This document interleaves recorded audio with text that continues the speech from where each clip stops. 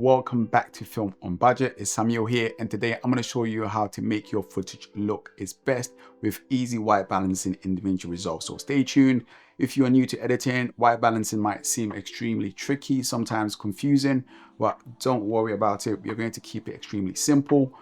So why white balancing? What is white balancing all about? Well, sometimes when you record a video, the colors can look a little bit off. Maybe it looks too yellow or too blue and you wonder what happened. This happens because the lighting affects how colors show up on your camera. White balancing helps to fix this by making the whites look true white and colors look more natural, pleasing to the eye. So in a way, when we sum it up, white balancing is the process of correcting colors in a video to make it look more natural and pleasing. Here's the key thing when it comes to lighting. It has different temperatures measured in something we call Kelvin, which change how colors appear. So for example, warm lighting like 2000 to 4000 Kelvin makes things look more orange, whilst with cool lighting like 5000 to 8000 makes things look more blue. Natural lights is around 5500 Kelvin or 5500 Kelvin. White balancing adjusts for these temperatures so that your video doesn't have strange color casts and look more natural to the eye.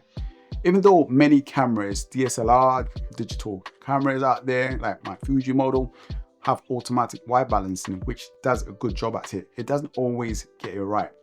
Sometimes the lighting might just seem extremely tricky, or you might just have a footage from a different camera that needs adjusting in post-production to combine together. So today I'm going to walk you through an easy method, a way that you can literally get this done with no problems at all so that your footage can look balanced and looking good. Stick around with me and I'm going to share with you some of the practice footage as well below so that you can practice it yourself. So let's jump straight in. Here's how we can fix the white balancing problem in a simple way. We're going to use the X and Y coordinates in the HDR global wheel to make adjustments. We're also going to use something called the vector scope to guide us. So the vector scope, you can find that in Davinci Resolve. Go to the scope section on the right, click on the drop down and then select vector scope. The vector scope shows us the color information in our footage. The space inside the circle of that vector scope shows us the range of colors, the gamut of colors. It's a bit like the chromaticity chart in my previous video if you haven't already watched that. But this one is centered around just balancing colors. The further away the center the colors are, the more intense or saturated they look. The center of the vector scope represents true whites, which is the brightest shade, or true black, which is no absence of color or brightness. You can check this by moving the global offset wheel on the right or the left, way up or way down. That's how you will see it. When you look at the vector scope right now, you see a dot in the center. If the dot stays in the middle, it means that there's no color, just black or white. The letters next to the box inside the vector scope tells us the color information starting from the top, moving all the way clockwise. We've got R, which is red, M, magenta, B, blue, C, tan, G, green, yellow, which is Y. These colors come from mixing the primary colors, red, green, and blue. When you mix them together, you get a secondary color like magenta, cyan, and also yellow. This also takes into account the luminance, which is the light source of those colors. The letters and the box inside the vector scope shows us the safe range for broadcasting.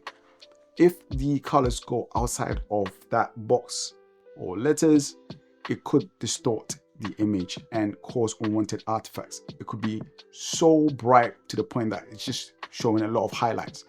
In the vector scope as well, color that are cooler are usually on the bottom right, warmer colors are on the top left.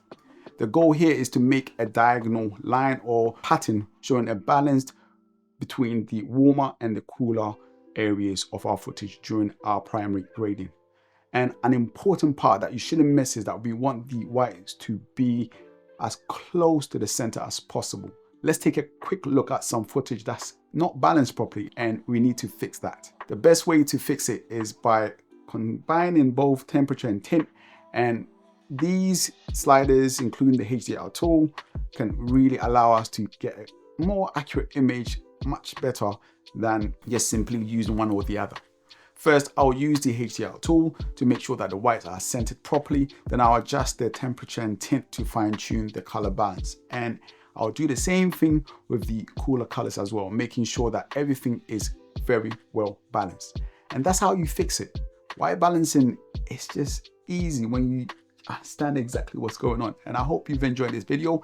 If you found it useful, don't forget to like, subscribe, hit that bell notification, and stay tuned, stay updated. I'm going to share the practice video for you so that you can learn how to white balance properly. And you can white balance now with your own footage.